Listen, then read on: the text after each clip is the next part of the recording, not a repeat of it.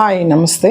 నేను ఎవరిని అనే ప్రశ్న మనం వేసుకున్నప్పుడు నేను ఎవరిని అసలు? నేను ఒక శరీరాన్న, నేను ఒక ఆలోచన, నేను ఒక ఎమోషన్నా, లేక నేను ఈ జీవితంలో పోషిస్తున్న రకరకాల పాత్రల్లో ఒక పాత్రనా, లేదా వీటికన్నిటికీ అతీతమైన దాన్న అనే ఆలోచన వస్తుంది.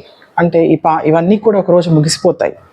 ఆ ముగిసిపోయిన తర్వాత నేనెవరిని, వాటికన్నిటికీ బియాండ్గా నేనెవరిని ఒక ప్రశ్న మనకు కలిగినప్పుడు మన అవేర్నెస్ షిఫ్ట్ అవుతుంది.